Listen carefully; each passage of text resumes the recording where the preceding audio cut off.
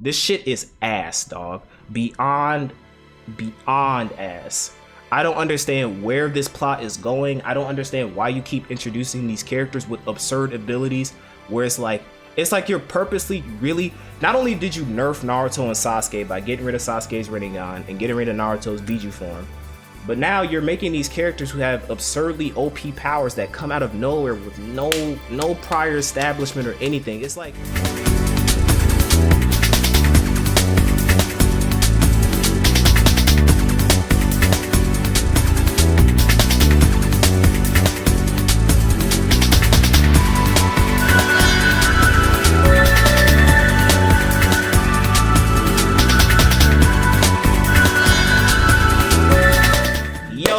what is going on, my fellow otakus and otakuettes? It's your boy Cam from You Tweaking Media, and today with me I got the boy Chris. GDs are on dope, man. They don't let the GDs in the dough. And I got the boy, of course, DC. That's good. Yeah, Sirski, and we are back for yet another episode of Black Otaku Reviews. We got a pretty lengthy episode. We got a lot of stuff to cover. Since we weren't able to really do anything last week, so we're gonna be going over the latest Boruto chapter, Super chapter, the latest 2 chapters of One Piece, the latest 2 chapters of Black Clover, and the latest 2 chapters of My Hero. So got a beefy episode for y'all. But before we even get into that, y'all already know what to do. Be sure to show this video some love. Like the video, comment, subscribe to the channel if you have not. Click on that bell icon that's next to the subscription button to enable post notifications so you guys can be updated on the latest and greatest as far as content on this channel, whether that be through Black Otaku Plays, Black Otaku Reviews, or You Tweaking Media's other various podcasts we got on the channel for you guys. Black Otaku is a culture, video games, manga, nerd things, threes from the ring, sports, specifically basketball, wrestling teams, and timeless vibes, music teams. Be sure to share this video across multiple social media platforms that you guys have available at your disposal so we can engage with a wider audience.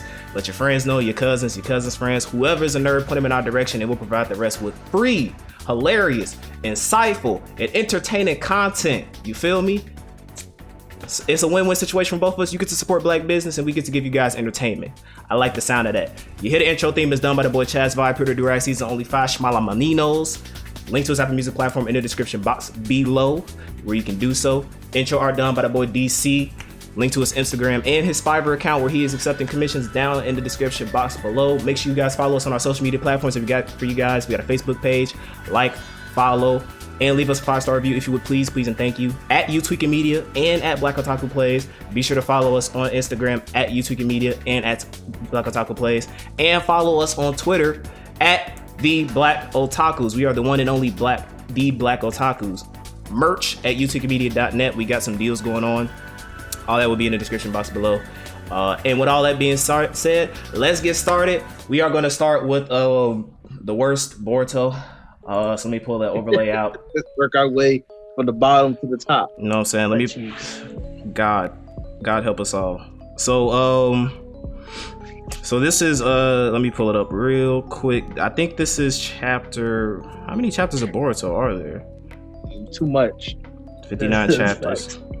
So this is so at this point I'm pretty much in a situation that DC was in for all my OGs who remember when DC used to cover 7 Deadly Ass, and how we all basically, me, Daytrail, Chris, we was like, fuck this show. We no longer care about this shit, right? I never cared. DC stuck around to the end. So now I'm in a similar situation with Boruto where I just want to see the train wreck the show is going on. And now I can thoroughly blame Kishimoto because he's officially a part of this. So the direction that the show is going on is a shit stain. It was a shit stain before Kishimoto joined in, but I think he contributed to the pile of shit that is Boruto. Yeah, it's absolutely worse. So this is chapter 59. It's 59, too many chapters of Boruto.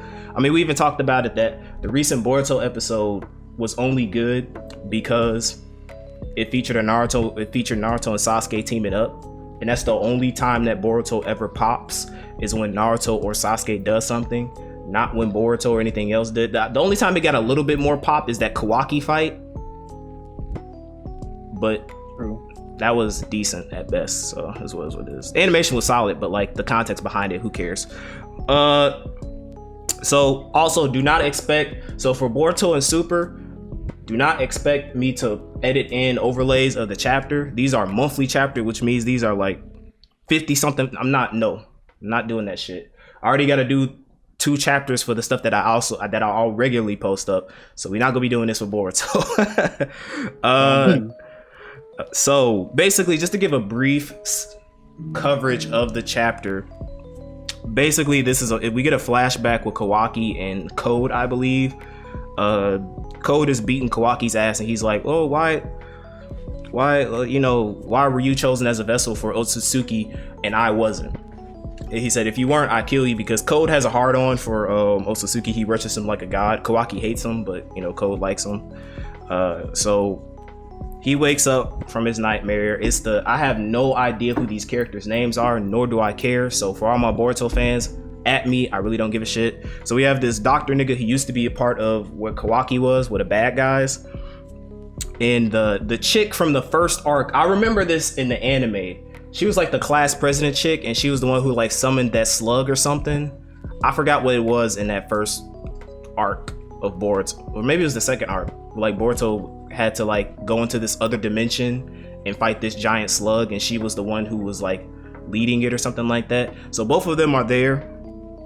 And basically the scientist nigga is telling him that so Code is gonna come, and Naruto and Sasuke, they just aren't strong enough, or at least Naruto specifically is not, nerfing that nigga. He's not strong enough to fight Code. If Code comes, and like he said, like Naruto and Sasuke have a chance, but if Code fights them individually, they go get their ass kicked, right? So he's saying that you have a chance to basically beat Code if you reactivate your karma, because Kawaki doesn't have karma anymore because of shit that happened in the past. I forgot what it did. I really don't care.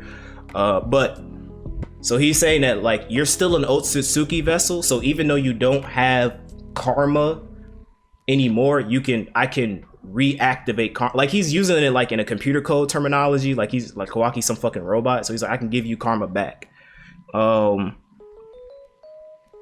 But he's saying that Kawaki hates karma, and he thinks that the doctor nigga is being shady because there might be some drawbacks to him reactivating karma because he's an Otsutsuki vessel. If what I'm saying is convoluted, then welcome to what I talked about this in a Ratchet and Clank episode. I haven't uploaded this yet as of this recording, but I call this Kingdom Hearts syndrome. And what I mean by that is when you make a story too convoluted, too many terms, too many things that are going on. In another video too. Yeah, I call it Kingdom Hearts syndrome, but the difference is that I like Kingdom Hearts and I like it enough to stand with the bullshit. When you take a premise, when you take a premise of Disney, Square Enix, I can expect it. When you take a simple premise of ninjas and you like Otsutsukification, karma, vessels, all this shit, it goes over my head. I only have so many fucks to give in a given day, and Boruto tries to take too many while I read it. So basically, blah blah blah blah. He's like, I'm gonna give you a choice. Do you want to accept karma or not? Kawaki walks off. He's like, I'll give you time. And the other chick is like, well, you gotta have some alternative purposes. Like he's like, well, you're stupid. Like blah blah blah. And then we cut to, okay, this is the part of the chapter that I don't understand why they introduce these characters, but I need them to like die immediately. Well, I need this show to die immediately, but I need these characters more specifically to die immediately. So the chick that I talked about the last time we talked about Boruto, right? Let's reestablish her powers for those who don't know. She has 2 powers. She has the ability, if you are not an Otsutsuki vessel, she has the power to captivate your heart. Basically, you fall in love with her and you'll become a simp. That's essentially it. Code, who's like a raw ass fighter type nigga, he looked at her once and he's like in love with her. So she has the ability to do that to everybody, regardless of gender, whatever. She has if you look at her, you will become romantically, simply attached to her. And I'm sorry, I have to play this soundboard. Put this on. Is this what the fuck you look like a piece of shit? You look like some shit. Dumb. It's absolutely dumb. She has like Splatoon hair too, which I really don't understand. But she in the reason why she's so interested in Kawaki and Boruto is because her abilities won't work on them. So like she wants to basically either one of them is required to resurrect Ten Tails. So they'll sacrifice either Boruto or Kawaki, and the other one is basically she wants to actually form a romantic relationship with the other one because they can't fall victim to her ability. Her other ability is that she has the ability to see everything and anything that is happening around the world in real time, both past and future tense. It's clairvoyance. So she's a god. Yes. So the conversation that Kawaki had about getting back karma and stuff like that, she heard all of that shit. And she's able to relay that to Code. Ass. Yo, man. Yo, I'm sorry, bro. I'm glad I only read when something major happens, G. Or at least when I think Naruto's gonna die. That's the only shit. I'm flat like we thought Madara was like, holy crap, this guy's overpowered. I need to know what Kishimoto was on when he created this character. When she first was introduced, I was like, there's no point in having a character like this. She genuinely has no weakness. She can literally go like, Naruto fell asleep right now, let's go assassinate him. Or let me use my ability on him so he'll fall in love with me or some shit like that. Why? Why is she a thing? We're not done yet, because a new character gets introduced in this chapter who has an even stupider ability. Let's get to it. So, I hate it here. Why do you keep making niggas, G? So basically, they're still like housed in this location, this base, but they're trying to plan like when to attack the village and stuff like that. But she says she has one weakness, is that she can't fight. She knows basic taijutsu, but she doesn't know how to like fully fight. But when you have support abilities like you don't really need to know how to fight. You have niggas who can simp for you and die for you. Who cares? So basically, Kawaki's walking and like he's walking through the village, and Shikamaru's son sees him, and it's basically kind of like a Naruto situation where people don't know about Kawaki, but there's rumors spreading around that something bad is attached to his name, so they're like treating him like an outcast. And Shikamaru is like, hey, don't worry, bro, I got your back. I'm still a character in this show, I still have relevance, so please like me, please fan me. Like my dad. I'm like my dad, you know. I'm hanging out with the outcast. Get it? Because Naruto did it. Get it? Because we don't have anything original. Get it? Because the show needs to fucking end. So we keep going on, and he's basically like, Kawaki's whole situation that he wants to protect the 7th Hokage because he's grateful for saving his life and taking him in as family. Blah blah blah blah blah. So he wants to become powerful enough to protect them. Cool, whatever. It is what it is. They have another conversation where the scientist nigga is he's basically conniving something. We don't know, and I really don't care. So we move on. So we go to this, we cut to this chamber where the chick in Code is basically, she's like, all right, I have this other dude who's like my knight, and he's gonna help us fight Naruto, Sasuke, whoever, when we pull up on the village again, right? So Code gets ready. They open up the chamber. It's empty. He's like, all right, I'm finna fuck him up. And this little kid jumps on his back, and he's about to attack him. And she goes like, don't swing on him. The little kid calls the chick sister, establishing that they have a sibling type of relationship.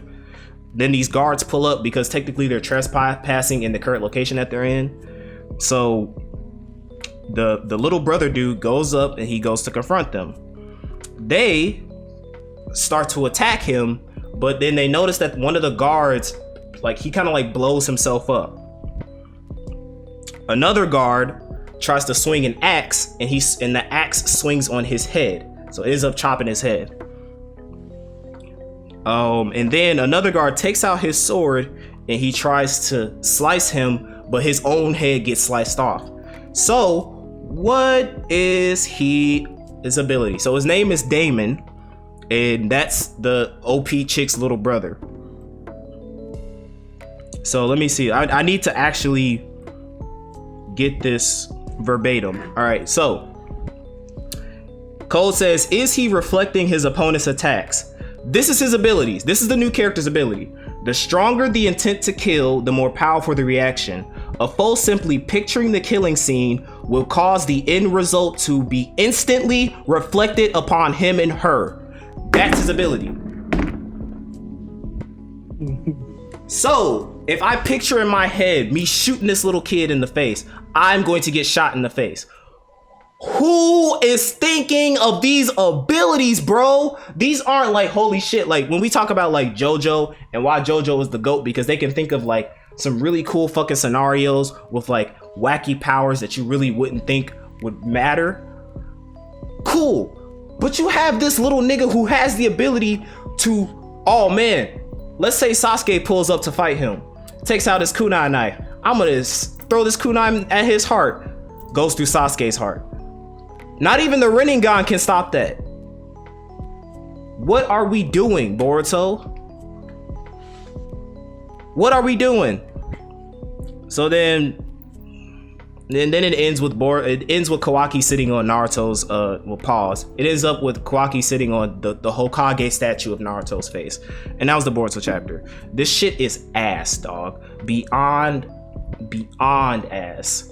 I don't understand where this plot is going. I don't understand why you keep introducing these characters with absurd abilities where it's like you're purposely really, not only did you nerf Naruto and Sasuke by getting rid of Sasuke's Rinnegan and getting rid of Naruto's Biju form, but now you're making these characters who have absurdly OP powers that come out of nowhere with no prior establishment or anything. It's like, if you want to kill off Naruto and Sasuke, Goku them. Let them niggas have a heart attack and die. Cause at this point, who cares? There's no point. Just end the suffering, bro. In my misery. So that was Boruto. I'll still cover Boruto, but just don't expect me to praise this show, because I genuinely don't care where this show is going. So